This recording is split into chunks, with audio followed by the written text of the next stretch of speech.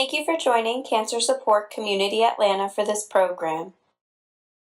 Please visit our website, cscatlanta.org, for a complete list of live and recorded events. We invite you to sign up for our newsletter to stay connected to all future programs. Thank you everybody again for joining us for today's program. Frankly speaking about mental health and cancer, we were excited to partner with Georgia Core on today's program, and you are going to hear from Katrina with Georgia Core in just a minute. But I am Katie Armsby with Cancer Support Community Atlanta. If this is your first time joining a Cancer Support Community Atlanta program, we welcome you. We invite you to visit our website, cscatlanta.org, to see a complete list of the virtual and in-person oncology programs offered. I want to highlight some of these here. You're going to hear through the slides the importance of support groups and some of these stress reduction classes for physical and mental health. So I do want to highlight those now. We have support groups for patients and caregivers. Some of those are diagnosis specific and others are more general. These are led by licensed mental health professionals, and most of them are virtual, so you can join from anywhere. We have some great stress reduction classes if you're interested in getting started with some movement like yoga or Tai Chi. We have those that are offered virtual and in person as well. We also have nutrition seminars that are offered monthly that are focused on oncology nutrition. Those are led by an oncology dietitian with the Northside Hospital Cancer Institute. And then, of course, education programs like this one today. So if you're interested in connecting with any of this free programming, please visit that highlighted website, cscatlanta.org, where you can get more information on times and specifics and registration. I'm going to put that link in the program chat box along with a couple other links, and today's slides will be entered as an attachment into the program chat box, so you can learn more and refer to those as the program goes on. I'm excited to welcome Katrina. She's with Georgia Core. They've partnered with us on today's program, and she's going to share a little bit about Georgia Core. So I'll pass it off to you, Katrina. Thank you. I'm Katrina, Senior Manager of Programs at Georgia Core, and Georgia Core is a statewide nonprofit working to advance cancer care through research, advocacy, and education. We also have lots of resources on our website for cancer survivors, caregivers, and their families. We have everything on our website listed from financial assistance programs to clinical trials and also support groups. We are here to connect the dots between our healthcare system and cancer care. So we do our best to do that. And I do want to highlight that June is National Cancer Survivors Month. So if you are a survivor and you're joining us here today, I just want to shine a light on you and just let you know that we see you and we're here for you, and we're doing a lot this month to shed light on cancer survivorship, as well as the issues that cancer survivors face during and after treatment that are oftentimes overlooked. We have more information on our website about that, and on the next slide you can find our QR code where you can go directly to our website to see those resources for cancer survivors, their families, and even healthcare professionals. And you can also see our Cancer Survivorship Month initiatives. So thank you for having us here today, and we're excited about the program.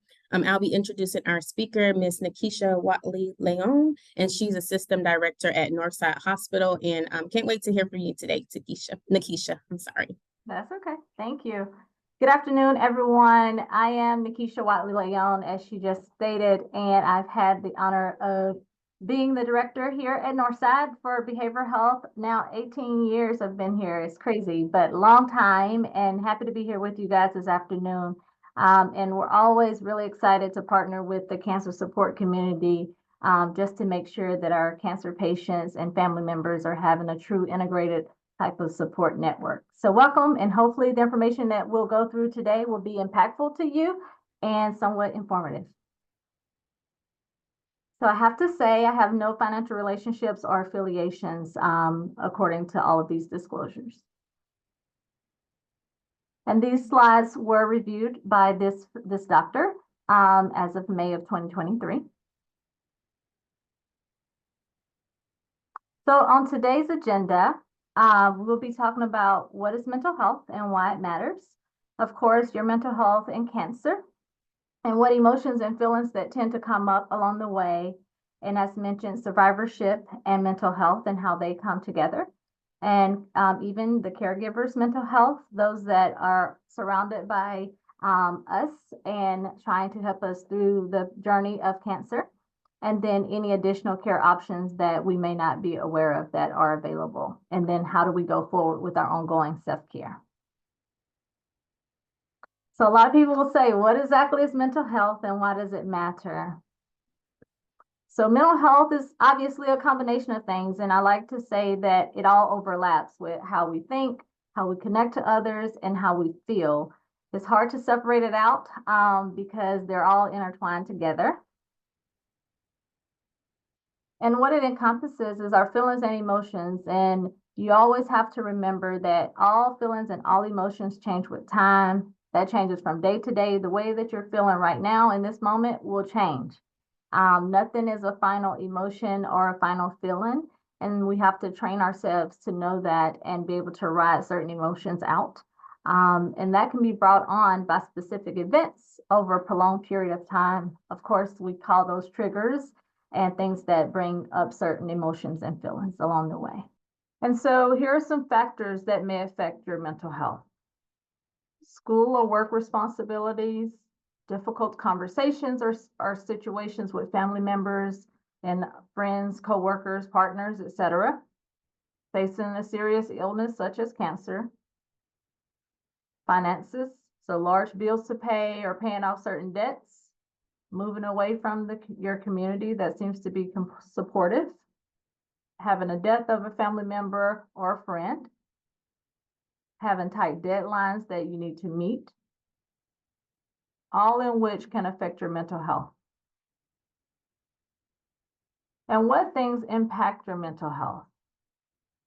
What made you feel that way? Obviously, think about when you have felt good about your mental health. Think about when you felt that your mental health was not well, and could you think of what factors may have caused it, or do you feel that it's difficult to identify the source?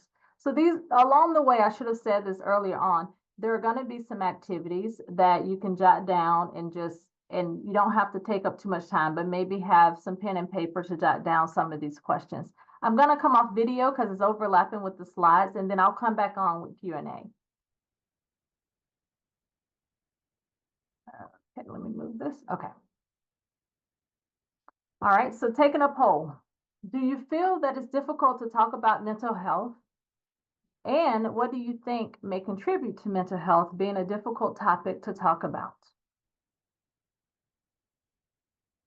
We all know that there's stigma continue to be around mental health. And, we know that by way of COVID and the post-pandemic, there's a lot of people that are now able to talk and speak more about mental health. However, the stigma still exists. And what we have to realize is that, there are certain societies and different cultures that may place mental health and seeking support for it in a negative light. And help may start with talking to someone that you feel really safe with or connected to, such as a friend or, someone that really knows you on a different level. And so I think that, today I want to invite you to not be isolated in any type of emotions that you feel like are centered around your emotional health. Mental health is not something that you can see like physical health, which makes it difficult for you to describe or even be able to put into words sometimes to people of how you're feeling. So try to not feel ashamed about talking about what is going on and not being afraid to step out and seek help. Because at the end of the day, you're basically putting yourself first, and your healthcare has to have mental health included. You cannot separate it out. So if you're planning on doing well overall, then you have to include your emotional health. And what does stigma look like?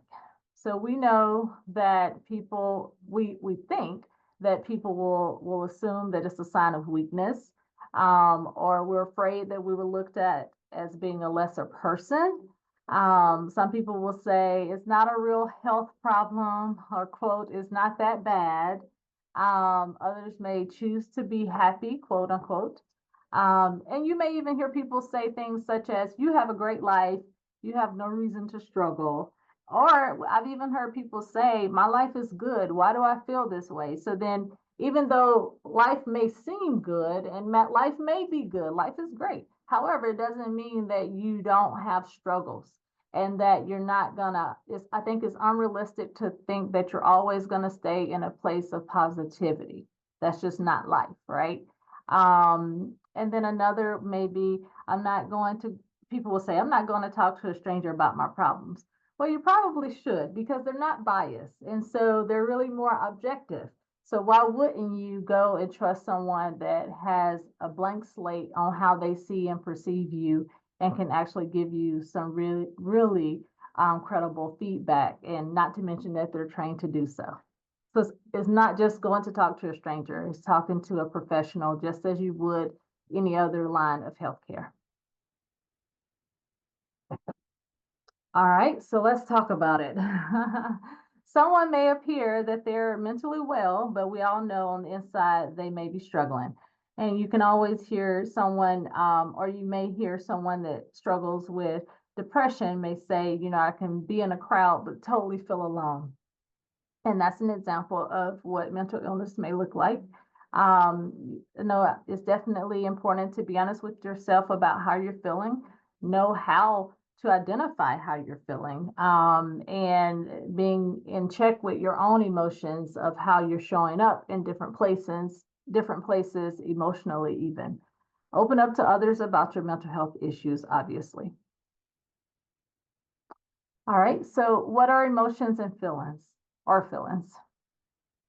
It's sometimes difficult to be emotionally balanced all the time since we're all experiencing different ups and downs. And I think I spoke about that previously. Like it's unrealistic to think that you're not going to shift emotionally. So recognizing when we experience different emotions is important for our overall mental health. And there are some specific emotions that may impact our mental health. One is anxiety, a feeling of uneasiness, worry, that ongoing fear that usually occurs because of stress. And we know that anxiety can be physical sensations such as feeling tensed up or feeling like your heart is racing.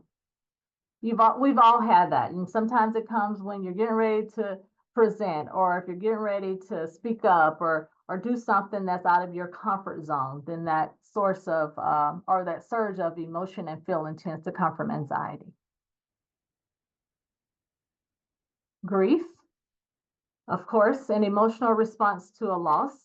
And so these are some different types of losses. That could be a loss of a person, healthcare even, and feeling the loss of control. And I think in particular to cancer, many people are grieving what their life was before cancer. Okay. And so just because life changes when you have a diagnosis, it doesn't mean that you can't redefine your life once you work through that grief, right? So I want to pay attention to, this is a very common emotion and emotional response to a cancer diagnosis. All right, so stress is a state of feeling of overwhelmed, either physically, mentally, or emotionally. And it may occur due to a certain event, a traumatic event, or even an illness. And we all are well familiar with depression. And it's a diagnosed condition given by a medical or mental health professional, causing a persistent feeling of sadness or loss of interest in things that you once enjoyed. And I think it's really important to recognize, oftentimes we'll say, oh, I'm feeling really depressed, which means we're feeling down, right? But it's important to recognize if there's an ongoing pattern of isolation, ongoing pattern of having that loss of pleasure and interest in things that you typically would enjoy. And is it impacting your functioning level? So here are the signs. Like we just said, that loss of pleasure and interest in activities that you enjoy, feeling of worthlessness or hopelessness, and of course, not eating or sleeping like you typically would. Some people overeat when they're depressed. So I don't want to just say not eating, but having a shift for sure. And then mental illness is diagnosed obviously by a mental health or a medical professional, and that tends to exist over a prolonged period of time. And it impacts your mood, your thoughts, your feelings, and how you interact with others. And of course, suicidality. There are signs to be aware of, being withdrawn from loved ones and your sense of community, having mood swings, thoughts of self-harm, and some impulsive behaviors. And so, we oftentimes will see things on social media and different platforms that'll say, check on your loved ones, or we tend to see this more so during like mental health month or the holidays and things of that sort. But what I urge each of you to do as you're in the cancer community, to just make it routine to check on people that you love, care about, and know, because you just never know when someone is in a place of isolation, and you never know what they're thinking, what they're feeling, and how dark it may be for them. And here are some resources. Of course, we have 988 that is available now. It's similar to 911, but you would call 988 because it's more specific to suicide prevention, and that's 24/7. So your mental health and cancer. Here's another activity. So you want to think of some emotions that you may have experienced as a person with cancer or as a caregiver when you or your loved one was first diagnosed, and just jot down what those emotions were. What came to your heart, what came to your mind, what did you feel when you first heard the C word? And not to give it any type of watered down description, but just to be real, cancer is one of the most feared diagnoses for anyone to get these days. So give yourself the space and the ability to be able to recognize what you're going through, what you're dealing with, and what you're feeling, and what emotions tend to surface with that diagnosis. Mental health at diagnosis. It's normal to feel new emotions or have a lot of questions, obviously. So I would think a lot of fear and worry about, what does this mean? What does this look like? What will this look like? What does this mean for me? What does this mean for my life? What does this mean for my family? What does this mean for me as a mom, as a wife, just as a professional even? So all of that anxiety, some sense of sadness, I'm sure, and loss of hope, and some uncertainty about where to go from here. Okay, another activity. What new emotions have you experienced since receiving your cancer diagnosis? I would think something new with a new diagnosis would make certain emotions surface. Some emotions that you may have never felt before in your life may have come up. So I think it's important to be aware of that. All right, so we talked about fear of the unknown. I think that that's a huge one. And I think even without the cancer diagnosis, we often have that fear, right? So with a cancer diagnosis, obviously, you're definitely going to have it. Fear about the impact on your family, job, or finances, as we previously mentioned, and worry about your own health or appearance changes, such as hair loss or weight loss, and just how will cancer treatment affect you, and what does that look like, and how does cancer affect you, and what will that look like? And just fear about losing your overall independence. All of these are very real fears, very real. And you may feel anxious about how to manage your treatment and your appointments with other life responsibilities, and what the future will look like in doing so. And how do you tell your friends? How do you tell your children? How do you tell your spouse? We tend to want to think that we can take care of this, and some people even choose to do it without the support of others, out of being a caretaker for others. But I urge you to reach out and be able to get the support that you need. And of course, the sadness and loss of hope. There's a struggle with understanding why or how this has happened. We hear a lot of people say, why me, right? And there's a sadness about not overcoming a diagnosis or a possible concern of dying. Feel loss or a sense of control in your life as well. And then the uncertainty about next steps. So being uncertain or afraid about how your life may change, what treatment or surgery side effects will come into play, and then of course, how to overcome the illness. So speaking openly about previous mental health concerns, you should always talk to your care team about mental health challenges that you may have had or diagnoses that you dealt with prior to the diagnosis. The more that they know, then of course, the more that they can individualize your care, and also it's more likely for you to be more successful along your treatment planning journey. So no secret holding.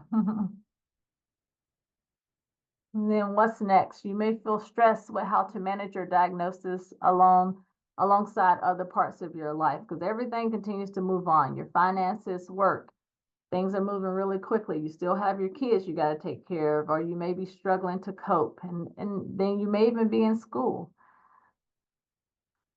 But I think the key here is to recognize that you'll meet with a lot of different people that specialize in specific parts of your care, and your care team is here to make sure that those concerns are addressed. Who do I talk to? So in most cases, on the oncology team, you have your oncologist, your nurse, or your nurse practitioner. And then, of course, you have your nurse navigators that are in place. And here at Northside, your oncology social workers as well. So we have your licensed social worker, which is here at Northside, your oncology social workers. We have therapists, obviously, psychiatry and chaplain, and all of these different disciplines that can help support you. Everyone does different things. However, they're all here to support your overall health, including your mental health.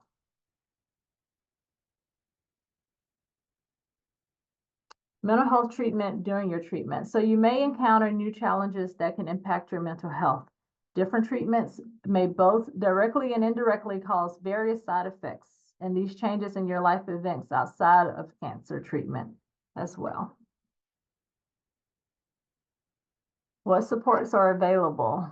So support is available and can be helpful at any stage in the game. Your cancer, some may be specific to your cancer type and the stage, of course, and then the phase that you're in, if it's diagnosis, treatment, or survivorship even. And then, of course, your other demographics. We have support options that are available after your diagnosis and during your treatment, such as one-to-one therapy that you can get. That's going to be more of your talk therapy, right?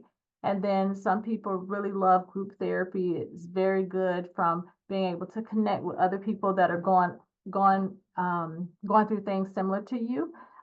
Even though we always feel like our situation is different, but there's a lot of power in numbers and in a group session. And so you can find that in group therapy, also in support groups.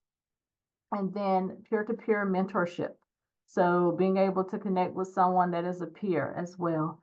And then the helpline assistance. And then, of course, other community resources that the cancer support community offers. Survivorship and mental health. So those emotions that occur after treatment. Of course, there's going to be a relief that it's over. And I think many people assume, okay, you made it through it. Now you can go back to being yourself. And so, but there's a caution with being optimistic, obviously, and a fear that the cancer may return. That's a real fear. And concerns about living with cancer, and the uncertainty again about the future. So even though you've entered survivorship, it doesn't mean that everything goes away, right? And some people will argue that the true work for emotional health really begins in survivorship. So they have a term called scaniasis. Scaniasis. I can't say it. It's a type of anxiety that typically occurs prior to or at a time of receiving tests or imaging results. And so it may be at higher levels after active treatment has ended. But for obvious reasons, right? You're going to have a peak in anxiety because you're trying to find out what's going on. So mental health after treatment, continue caring for yourself by participating in those activities that you've enjoyed. So I think it's important for you to define what is enjoyable at this state in the game. Do you still like, are you still interested in the things that you were before, or have you explored and found new things that you're interested in? And that may be by way of having met people through your journey of cancer, and they may have exposed you to other things that may be fun activities or healthy habits even. And so I would encourage you to engage in those things, and being open and flexible to learning new healthier habits and activities to partake in. Because if nothing else, cancer does force you to take advantage of your time and energy and where you show up and how you choose to show up and what you participate in. And so, if anything, I think it's important for you to utilize having a sense of control and advocating for having good mental health in how you decide where you want to spend your time and where you want to put your focus. And then, of course, taking steps to engage in physical activity, eating healthy, and practicing those healthy sleeping hygiene habits. And you may find that taking a first step and performing these types of activities increase your mood and your mental health.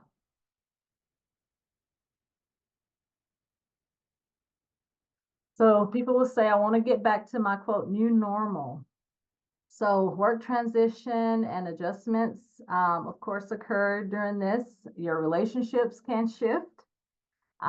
There's definitely a shift that occurs within your marriages or your partnerships, and intimacy. And then if you have children, obviously, other family and friends, dealing with those finances that we discussed already, getting back into your job or finding a new one. And for some, it may be, are you at a point in your life where you don't want to work again? And so figuring that out financially and how that will pan out. And then other daily life responsibilities. But you want to definitely not forget about what was your responsibilities and what do you want to keep and what do you want to divorce. Relapse, reoccurrence, or metastatic diagnosis. I can't talk today. Stay aware and supportive of your mental health. Obviously, support resources are available and can be very helpful, such as support groups, mental health professionals, as we mentioned before, stress reducing activities, and then, of course, palliative care team members as well. And staying connected with loved ones and your care team about how you're feeling. It's going to be really key.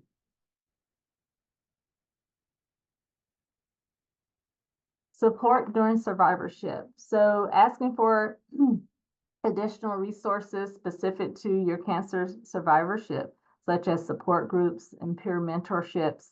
Everyone should get a survivorship care plan as well.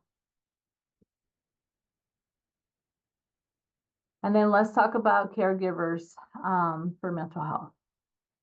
It is difficult to pour from an empty cup, as we know, and it's normal for those that are caregivers to also experience different challenges, just as we have, maybe not the same, but certainly some challenges.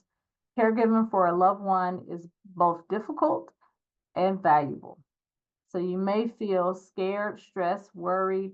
Caring for your own health during this time is very important, because if you're not healthy and well, then how are you going to help to care for your loved one? Use what's available to you. Your loved one's care team can help you find the support that you need. If that's local support groups, local clubs, that one-on-one talk therapy that we mentioned. And do not be afraid to ask for help with caregiving. and asking when if you need a break, how can you create some support in place so that you can step away to take care of your own responsibilities. And we call that some boundary setting as well. Common challenges among caregivers can look like feeling stressed about how your life may change, fearful or worried about your loved one, other children and family members, the finances that come along with that, and job and school duties as well. And then being able to balance being a caregiver and having your own life and own responsibilities and how to make it all fit.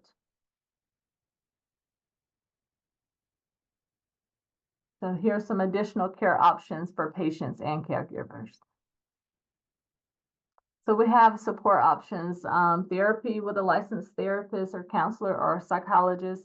You can talk to someone with the helpline about your mental health concerns. Of course, here's the Cancer Support Community's number and website, and then NAMI, of course. And then I mentioned the 988 helpline that's available 24/7. There are medication options. If recommended by your care team, you can always speak to a physician, whether that's a psychiatrist or some people get psych meds from a primary care provider, but I encourage you to not be afraid to seek out a psychiatrist, being that it's their realm of specialty, right? And then a psychologist or a licensed therapist can help to determine if you need more than, say, talk therapy or more support than what talk therapy can do. And medication may be short-lived, right? May not be long-term, but it may be something that can help get you over the hump. And so a psychiatrist and a physician are the only, a psychiatrist is a physician, let me clarify, but a psychiatrist or a physician can prescribe medication. And be sure to talk to your oncology care team if you're thinking of taking any new meds. And then your ongoing self-care. What can I do now? You can do anything that you enjoy. That's the good part. And learn ways to take control of your emotions, your coping skills when you feel overwhelmed or distressed. Focus on things that are within your control. Maintain healthy sleeping, physical activity, and eating habits. Connect with loved ones in your community. And take a walk, or have a meal with a loved one. I think that all of this should basically summarize being in control of how you spend your time, who you spend your time with, and finding ways or being aware of what brings pleasure to your life. Make plans. Start a new hobby. Schedule a trip with those loved ones that you've probably always wanted to do, but haven't gotten around to it. Connect with community through volunteering or other work-related things that are connected to your passion. So again, what feeds your heart? What gives you energy? What gives you a sense of meaning, a sense of presence? What are those things? And I think that is key for you that's an ongoing thing, right? So always continue to evaluate who you are today and what it is that gives you that spark, because that can shift. And it's okay to outgrow certain things and certain people and certain phases in your life, but be open to new things and being open to explore what your interests are.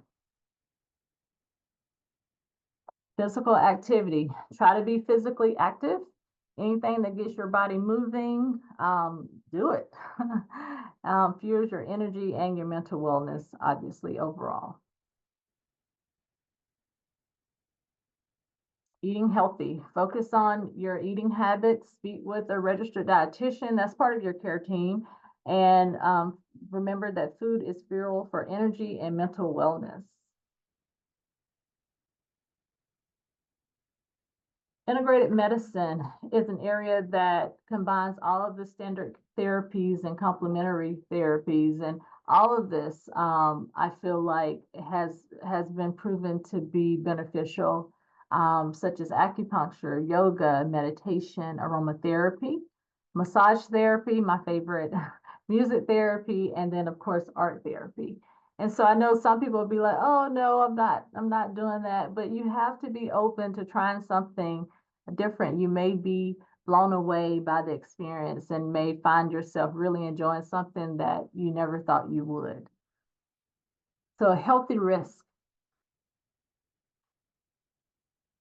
And then these are your national support resources. Of course, you have the Cancer Support Helpline, NAMI, as I mentioned, American Cancer Society, mentalhealth.gov, the National Alliance for Caregiving even, and the National Cancer Institute. And then it goes on and on around the National Suicide Prevention Hotline. Just remember 988, that's the easiest. And then SAMHSA, the Substance Abuse and Mental Health Services Administration. So a lot of resources. And I think that it's key to know that there's a lot of resources because we recognize that people need support from a mental health standpoint that are affected with the cancer diagnosis. All right, they got another activity here and it says, write down one thing that you can integrate into your daily life, given what we've discussed today. So if you think back to that I would go back to the integrated slide. And what are some things that you can integrate into your life that you feel like would help promote wellness and mental wellness?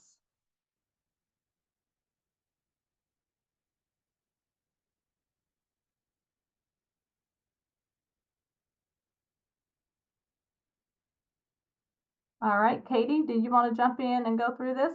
I will. Thank you, Nikeisha. So we're going to highlight a few of the cancer support community, our headquarter company resources that you can connect with the helpline, and then my lifeline, and then the Cancer Experience Registry. If you want to connect to those, I'm going to put more information in the chat box on those.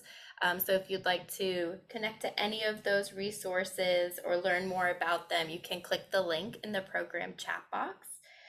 Thank you, Nikeisha. That was really a lot of great information. I'm going back to that slide about something I can include in my daily life. And I heard you say massage therapy. So that is just where my mind is personally headed. For sure.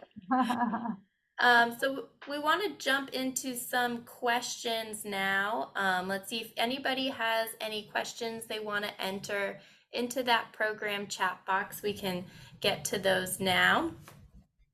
And let me see. Nikeisha, we do have one we can jump to. Okay.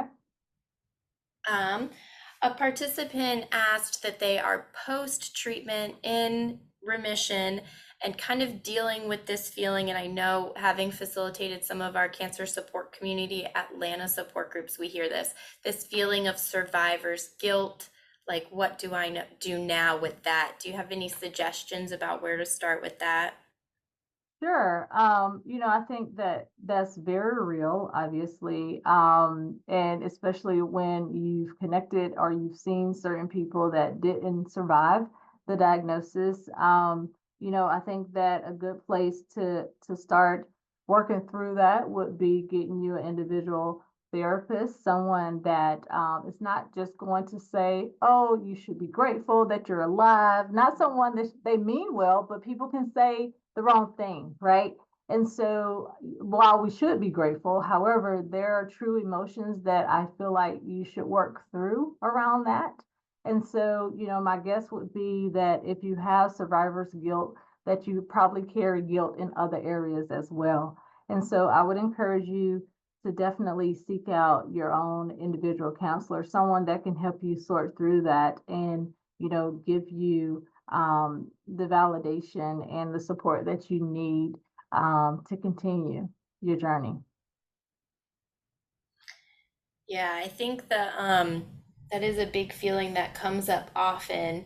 And I know you're talking about support groups. We had someone kind of share, how do you combat the feeling in your mind that going to a support group or seeking kind of one-on-one therapy is dwelling on this feeling of sadness or this experience with cancer?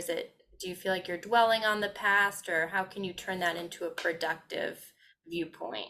Mm-hmm. I think that I think you have to choose to redefine your life, right? And so while being in a support group, of course, the common denominator is you all are there because of the cancer diagnosis.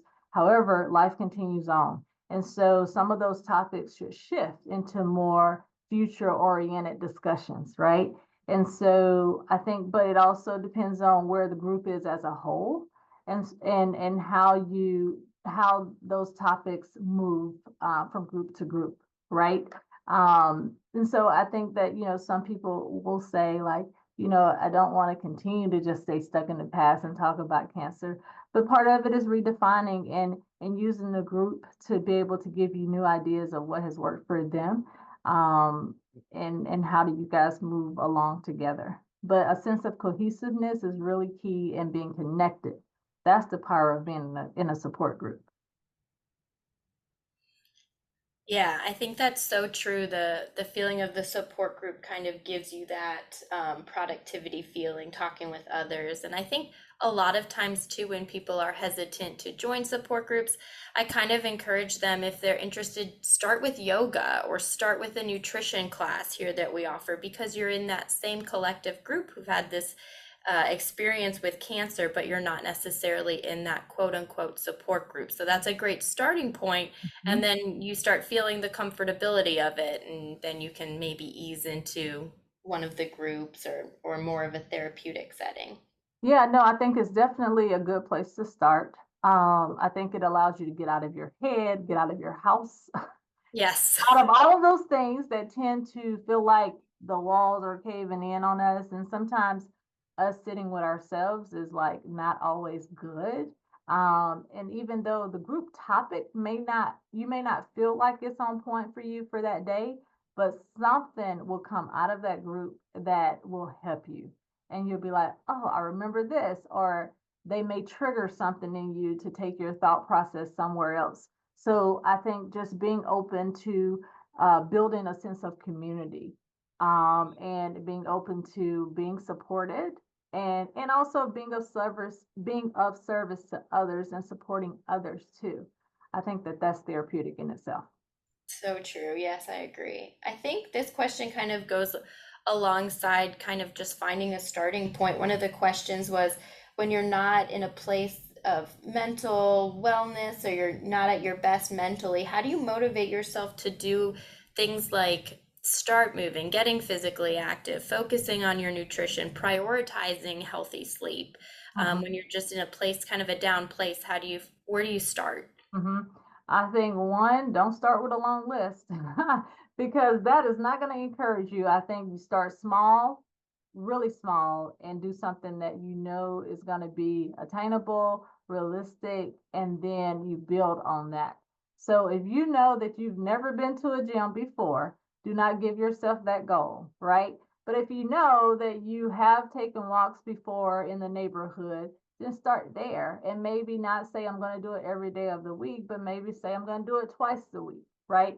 So you have to start somewhere, but I'm a huge fan of doing something that's totally realistic, because once you say you're going to do something, if you don't engage in it, it just kind of just everything just goes by the wayside. So I think you need to be totally real with yourself and call yourself on what you know you're going to do and what you know you are not going to do. But also find something that is interesting. And if that is doing a Pilates class because you've never done that, I enjoy Pilates. I took a risk with that. So doing things that you're like, maybe let me just see and test it out, and then test it out, and you may one enjoy it, and then two, you may find people there that you really enjoy being around. And so I think finding and exploring things that really bring joy and pleasure or interest to your life. Because if you're already in that defeated thought process, you got to find something that's going to give you hope and excitement. Yes, I love defining the goal as trying it, not necessarily I'm going to do Pilates 2 times a week, but I'm going to try it. So if it doesn't interest you, you're giving yourself the flexibility to move on to a new goal, but you have succeeded in trying it. That's right. That's right. Um, and another question, this is coming, we talked a little bit about caregivers in the slide. This person shared that they feel kind of stuck in this caregiver role, having cared for their spouse during their cancer journey, and how can they transition back into the role of spouse and kind of get out of that caregiver mindset? Mm, mm. Okay, well, I think first you have to give yourself permission to do that. And I think secondly, I think it's important to have that conversation with your wife that, I think put it on the table. Like, I feel like the dynamics have shifted and we need to shift back or shift forward, right? And then decide what does that look like, right? And discuss what that will look like going forward. And I think that it's totally appropriate for you to advocate for that and to speak on it, right? Speak on it so that it can occur. Um, but then also being okay with knowing that it's time for you to shift back into your primary role of being a spouse rather than a caregiver. Um, and setting that limit and that boundary. I think that that needs to be defined, and I think a discussion is fine about it. Talk about it and talk about what that needs to look like. Um, because what you don't want to do is to continue to be the caregiver when your wife may not want that anymore. She may want you to show up as a husband, and it sounds like, or a partner, and it sounds like you're ready to do that as well. So conversation, and implementation. I know it always sounds so simple, right? Mhm, mhm, but you got to talk It's hard about it. to have those, but yeah, you're so true. You gotta talk about it because if it's the elephant in the room, right? And then you're like, wait, I'm ready to switch gears here. And I think too, and I think that it's totally fine to be like, I really miss being your partner, and I'm ready for us to get back to that. And I think that can come from a place of love and a place of great intention. And how exciting is that as you're redefining coming out of being a caregiver, right? And so for many, they will think, oh, I'm never going to get out of this role. But you have the opportunity to get out of that role. So now let's redefine what that's going to look like going forward. So talk about it and let's get it done. Good points. Another question entered into the chat box is also about talking. How do I talk with my school-age children about my cancer? Yes, I've heard that quite a few times actually. It depends on, you know, it depends on the ages, right? And what they're able to understand, what they're able to handle, how much of it is going to be beneficial, how much is going to be harmful, how much is going to increase their anxiety or not. I think that is, depend on their age, obviously, and depending on how anxiety and worries tend to show up in your kids. Only you know that, right? And what they can handle. But I think that it's important to let them know that you're going through something, you're sick, you're not feeling well every day if that's the case. But that you're going to be okay um and what that may look like. And a lot of kids will want to know how can they help. And so that may be, you can help mommy by doing a certain chore, or help mommy by helping out by doing this in the house. But I would say when you disclose what's going on, but you also want to try to keep a lot of sense of normacy in the house. So what are the things that you guys typically would do prior to the cancer diagnosis and the treatment, to keep that stability going, right? So most kids will think, how is this going to change in our home? And so you want to try to keep stability going, and tasking them with things that they can do to feel like they're able to help, not be a caregiver, but help out as a team, as a family member. Yeah, the person responded their kids are teenagers. Yeah, So I think, yeah, that I love that idea of kind of setting an expectation of how life might change and what quote unquote normal might start looking like that's right. That's and right. what things will not change. And I think that, if things change is good. Change does not always mean bad. But and if they're at that age, I think it's really empowering for them to see you go through this, and see your strength show up in a different way, for sure. That's a good point. That's a good way to put it. We had one participant share that while she was getting cancer treatment, she didn't disclose to her close friends that she was diagnosed with cancer, and now that she's post-treatment, she's wondering if she should say anything. What kind of questions would you suggest that she considers in answering that question for herself? Yeah, no, I think, many people or some people will say, certain trials and tribulations that they've gone through in life hasn't always been for them, but there's some message in that for people that are around them.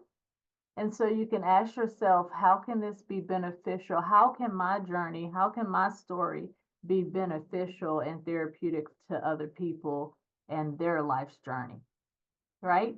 And so I think that if it can help someone, if it can empower someone, um, then I think that with all good intentions, I would definitely encourage you to share your story. And then another participant shared she is post treatment and just feeling like the world is moving at a faster pace, which it already feels like it moves so fast. Right? And she's having trouble kind of feeling like she's re entering. Is this a common feeling? And how long does it generally take to reintegrate? And I want to say get back to a new normal. Yes, no, I think it's totally normal because you do feel like life kind of stops, quote unquote, when you're in treatment. And so jumping back in is kind of like hot scotch. You're like, when do I jump in? When do I jump out? And it's a dance, right? But no, I think that's totally a normal emotion to feel like, where do I begin? And what does that look like? I think that I don't know if I can tell you when it will end, but I think the more that you redefine what life is like for you now, will decrease that emotion of not fitting in to the here and now. And so again, you got to be ready you got to take a healthy risk. You got to jump in where you feel comfortable, and start creating some routines for yourself socially. Um, and so that you can recreate that social network and an outlet that you once had. And if you didn't have that before, it may be time for you to get that. I love that term, a healthy risk. I'm very risk averse, so I think that's a good way of putting it. Identify what's a healthy risk. That's right. That's right. So we've talked a lot about in today's program about getting help for ourselves. This question is for someone else. How do you encourage someone else to seek mental help or mental support? Mm. Well, I think that it depends on how bad they need it, right? And some people feel way more comfortable going to their primary care physician to say, I'm not sleeping well or I'm not eating well. And so maybe talk about the symptoms and less about a mental health diagnosis. And so you may talk about, you really have not been participating or going and doing things like you typically would. So again, stick to how does the mental health disorder, or if it is a disorder, how is that showing up? So what are those tasks? What are those symptoms? And so describe that to the person and then say, would you be open to going to see and or talking to someone about it? Or should we mention it to Dr. Smith, let's just say, the next time you're there, or let's set up a meeting or a visit so that so that we can see if he has any suggestions. Keep it light so that they're not feeling like you're labeling them, but put some thought into identifying what is happening so that they may try to deny it, but at least you can give some specific examples of how that's showing up in their current life. And of course, always coming from a place of good intention and grace and patience, right? I would say, but if they're more comfortable with a certain doctor, sometimes it doesn't even have to be a primary care. It may be a certain specialist that they have a connection to. then use that to be a segue for them to refer them on to a psychiatrist or to someone that specializes in being able to treat them. I think those are all such good points. I feel like, too, connecting yourself or talking about this experience that you're having, trying to help someone else, is helpful. So if it even looks like you starting going to a support group or bringing it up to your existing support group, if I know we have a caregivers group and this is kind of a common topic. So even how is this, the pressure of trying to get help for someone else, affecting you, That's right. can sometimes be helpful. Yeah. I Yeah. think that's most of the questions that we have. Thank you, Nikeisha, so much. I feel like this was such a great conversation, and such useful slides. I did include the slides as an attachment in our chat box, so if anybody want to refers to any of those resources shared. And I think you mentioned several times that 988 number is so helpful to have, and that it's 24/7. So I do want to also highlight that. I will ask everyone, I'm going to include a link into our program chat box. If you could take that survey, it's an anonymous survey that helps us kind of keep these slides relevant. So if you could please complete that. And I think before closing out, I was going to throw it out to Katrina, if you don't mind just kind of letting everybody know how to connect to Georgia Core for more information. Thank you, Katie, and thank you for the wonderful presentation, Nikeisha. Sure. So you can find Georgia Core at georgiacancerinfo.org. And as I mentioned before, we have lots of resources on our website. We also like to post any local events or statewide events related to cancer on our website. So that's a great place to see all of that stuff collected there. And we like to say that we're pretty neutral party, so we post events and resources from all types of organizations, so you can always find a wealth of resources on our site, georgiacancerinfo.org, and Georgia is spelled out. And I'll drop it in the chat if you want to grab it before you head out. But thank you so much for partnering with us on this program, and we were happy to be here today. Thank you. And thank you guys so much. For more information on connecting to Northside Hospital's behavioral health, I'll put that in the chat box too, but a great place to start for all things Northside is just northside.com. If you'd like to connect to any of the support groups through Cancer Support Community, any of our exercise stress reduction classes, nutrition classes, lots of great places to start. Please visit our website, cscatlanta.org. I'm going to put that link in the program chat box. That's a great starting place for finding out additional information on all of our free oncology virtual and in-person programming. Again, we're going to send a link out of today's recording to everyone that registered, and it's going to be added to our video library that's on our website. So if you know someone who wanted to attend and wasn't able to, please feel free to direct them that way. Thank you again, Nikeisha. Thank you so much, Katrina. Thank you for having me. Thank you. Thank you, guys. Everybody be well, and we'll see you soon. Thank you for joining Cancer Support Community Atlanta for this program. If you're interested in other live or recorded programs, please visit the online program tab of our website, cscatlanta.org, or follow us on Facebook. We'll be sharing additional information on upcoming programs.